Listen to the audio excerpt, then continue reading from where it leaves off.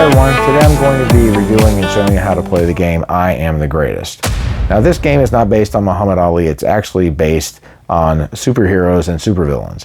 And what you're going to be doing is you're going to be playing hero cards on your side, villain cards on your opponent's side.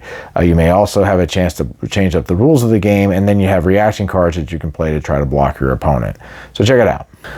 So in this game, you're going to be playing the role of a superhero of sorts. You're going to have different types of cards that you're going to be playing on yourself, on your opponents, and the object of the game is to score the most amount of points. So there's 4 different types of cards in the game, and I'll go ahead and show you what they are. The first cards are what are called the hero cards, and these are the greenback cards.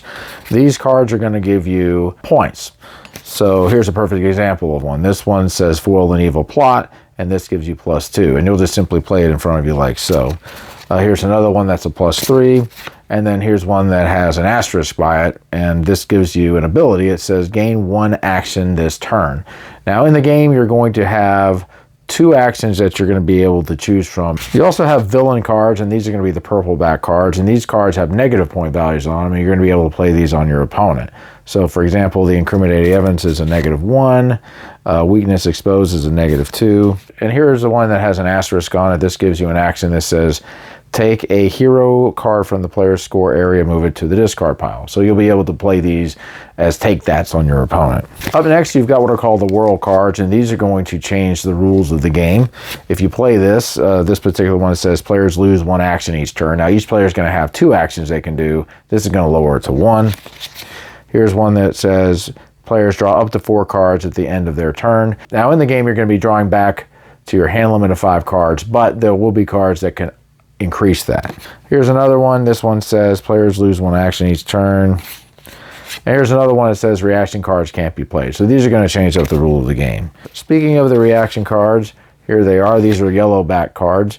What these cards are going to be used for is if a opponent plays a card, you can play this card right after them and try to block it, for example. So this one, for example, says stop a hero card or villain card from being played. And here's one that just says stop the villain card from being played. But you'll see that they all have a picture and then has like some text on the top of the card that are superhero themed. We also have this card in play, and anytime you are playing with more than 2 players, you're going to go ahead and flip this card over when a reaction card is played. Normally it would go left to right. So when you flip it over, it will now go right to left, and it'll just keep flipping over as these reaction cards are being played.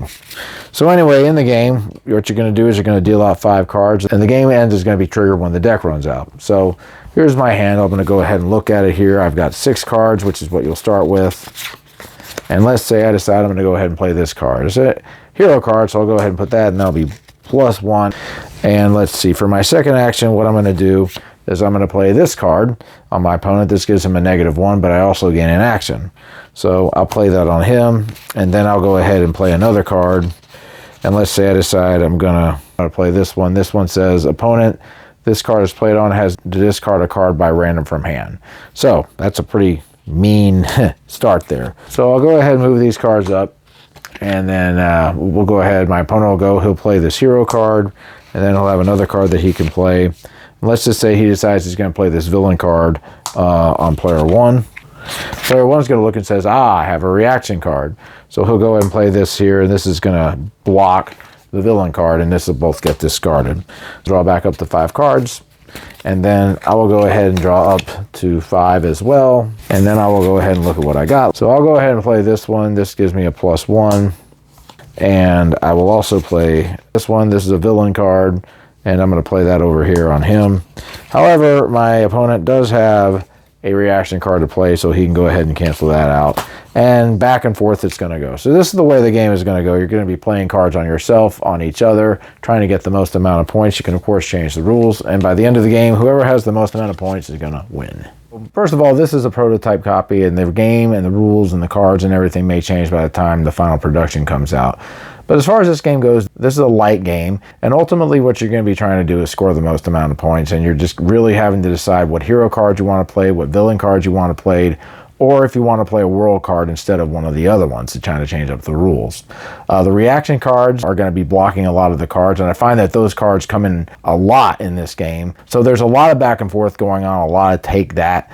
But when you look at the text of the cards, they all seem to be related to heroes and to villains that you would see in the comic books. I would definitely recommend this to people who are looking for lighter games. I think it would work well as a filler game. It doesn't take very long to play because you're going to be playing pretty quickly and drawing cards pretty quickly too. I'd say it probably takes maybe about 10 minutes to play this game. It doesn't really have too much strategy in it. I mean, really you're going to be just laying down your hero cards and canceling out other cards, playing villain cards on your opponent, and then changing the rules up. Those are mainly the 4 things you're going to be doing. So if you kind of enjoy take-that games, if you kind of enjoy games that have a superhero theme to them, a game that's pretty simple to learn, something that you could teach anybody pretty quickly, check this game out. All right, guys, that's my review of I Am the Greatest. We'll see you. Keep on gaming.